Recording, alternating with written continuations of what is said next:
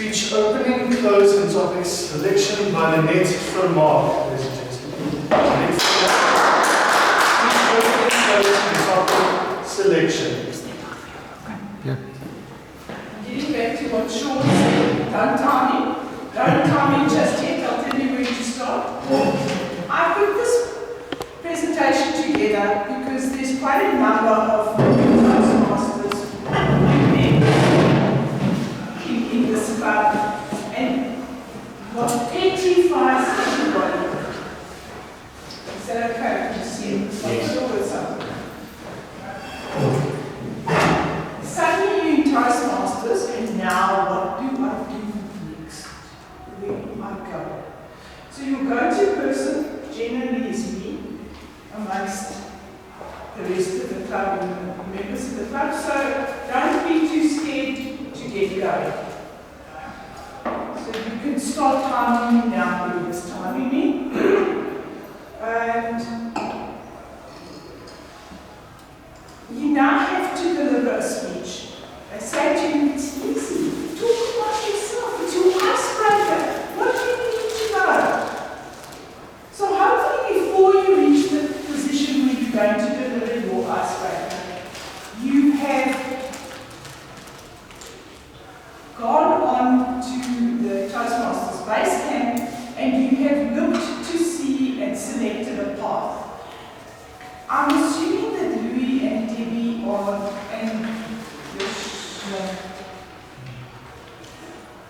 not yet Toastmasters. So, and to make I don't know how far along you are being Toastmasters. I'm sure I've seen you in a Zoom meeting 2 or 3 times. Yeah, so that's fine. And so the first thing to do is to come to a Toastmasters meeting and then get into base camp and select your path. And then what you have to do is you go through the information and you select a path. Then you start trying to put your speech together.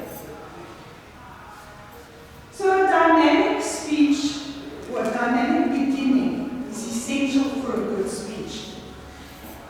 And what is a dynamic beginning? So what I'm going to focus on today is how to put the beginning of your speech together, how to put the closing part of your speech together, and then how to select a topic. How do you actually craft your speech and put it together? We can deal with that in a different time. But have an impactful beginning to your speech. Create a start to your speech, a beginning to your speech, or an introduction to your speech that grabs everybody's attention. Now, how do you go about doing that?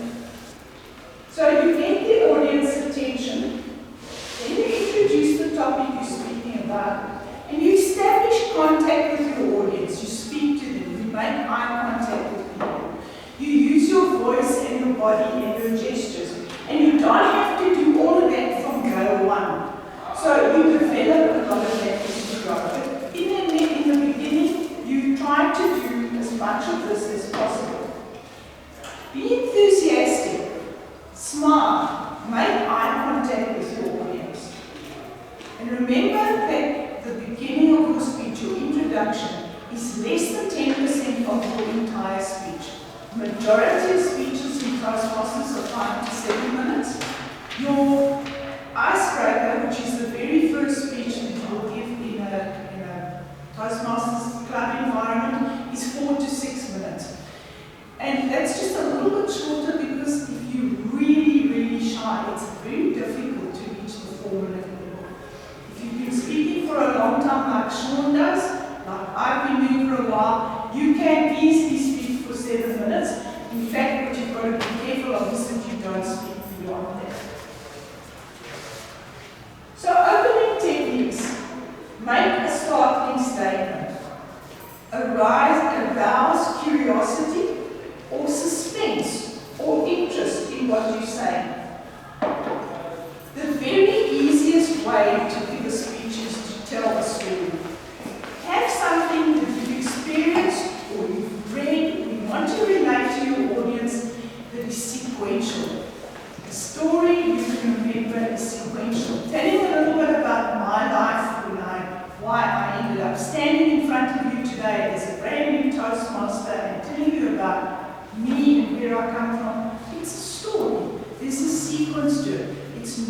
difficult to remember and to remember what you need to say next. You can open your speech by asking a rhetorical question, like who has heard of the earthquake in, where is it? It's in North Africa somewhere. Morocco. Hopefully most people have heard about the earthquake in Morocco. Or who is very nervous giving their first speech? You ask a rhetorical question where everybody can turn around and say, or they can say, yes, me. Or you begin with a quotation.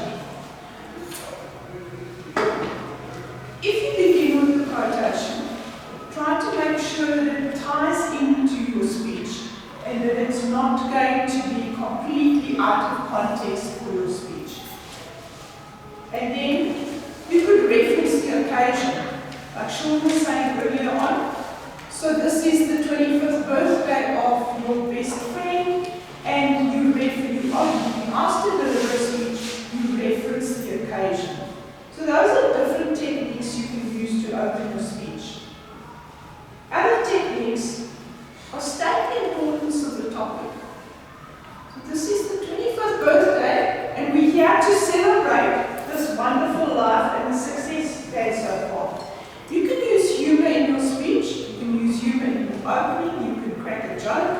You have to be careful with some humor and with cracking jokes, especially if you're in a situation where you may not know the audience, or the audience is very large and very diverse, and not everybody's going to appreciate your humor. So always make sure that when you are going to speak in front of an audience, that you know something about the audience. What sort of language are they going to understand? What sort of humor are they likely to understand? Know a little bit about your audience before if you come to a Toastmasters club, and that's why we say Toastmasters is an ideal place to begin your journey, because it's a small group of people, it's easy to know them and to understand what they're likely to like or not like, or accept or not accept. And it's a safe place. Your Toastmasters Club is a safe place to come and to learn by doing.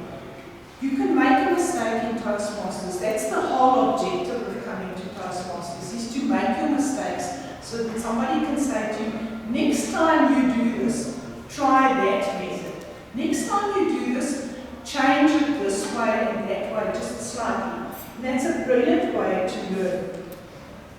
You can ask for audience participation. So, who had a good night's sleep last night? Who saw the full moon last week, or the week, or 10 days ago? I'm not sure when it was. So you can ask for audience participation, and perhaps that's how you start your speech. You could give a demonstration. I've seen speeches, the entire speech, that was a demonstration. Michael did quite a number of them quite a few years ago. We had somebody who came and baked a cake. We had somebody who came and displayed or showed us how to arrange flowers. And those types of things are easy because they're sequential. So if you're very nervous as a speaker and it's your first speech, you know when you're going to bake the cake that you have to do this first and that and then that. So you're going to explain that when you're speaking. If you're going to be doing a flower arrangement, you have to get the vase ready, then you have to do whatever else is next and so on. You can reference an historical occasion. This is the centenary of whatever, so you can reference that, and this is why I'm delivering the speech. But don't be dull and boring. That is the only main rule. Don't be dull and boring.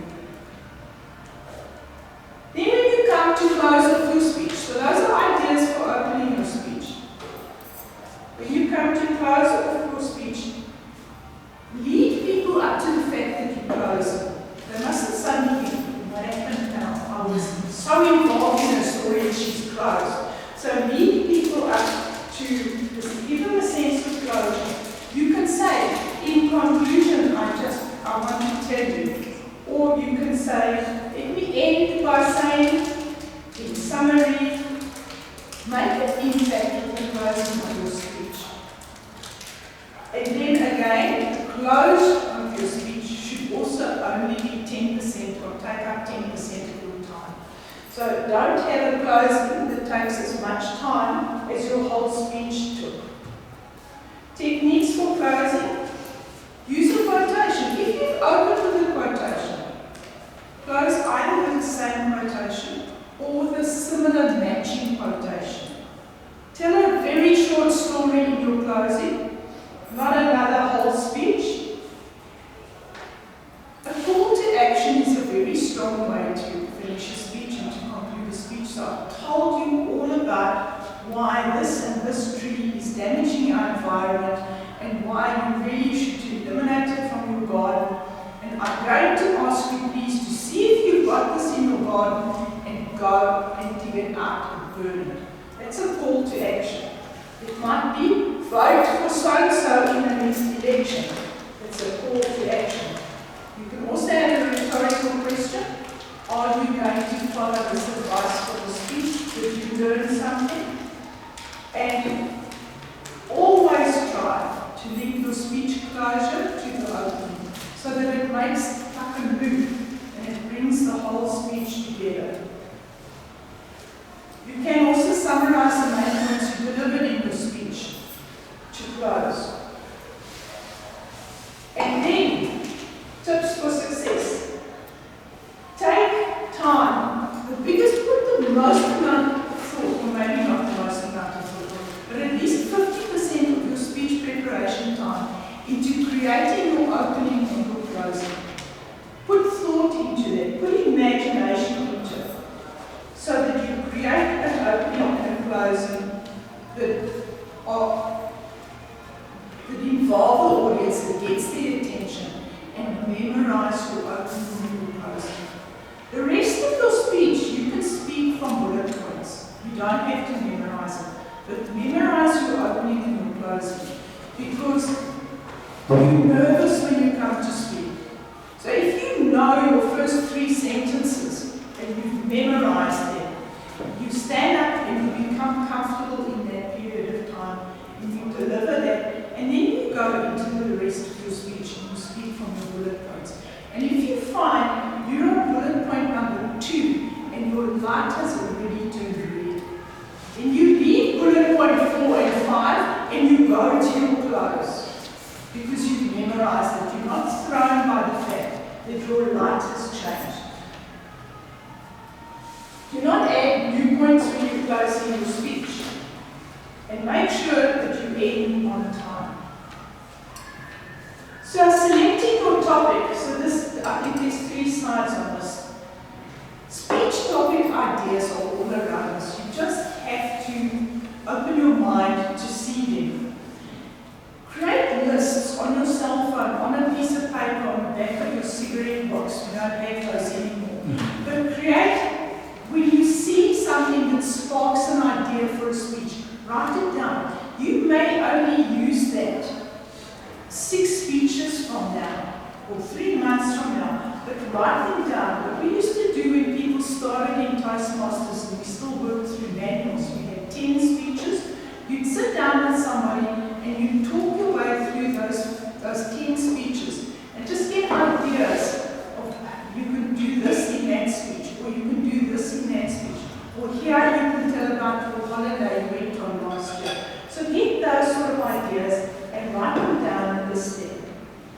Draw on personal experience to create your speech, because you know your personal experience, you're comfortable delivering something you know about. Speak about your interests or your experiences. Or research. Maybe next week come along and tell us about the earthquake in Morocco and what and why and how many earthquakes have we had in Africa. There's a lot of people who will find that very interesting. So you don't have to have personal experience, but you can go and research. You can speak about travel, you can speak about environmental issues. Know your audience. Know what they're likely to like They're not lying. Know if they don't understand your jargon. And in fact, better that you eliminate your jargon. Know the occasion. Know your own abilities. If you've never spoken before, to stand up and speak to an audience of 1,000 is maybe not a good idea. Be specific about you wanting to communicate, and make sure at the end of your speech that you have communicated. Did the people get the point? Make sure when you put your speech together that it's logical and that the people will get the point. Are there any questions?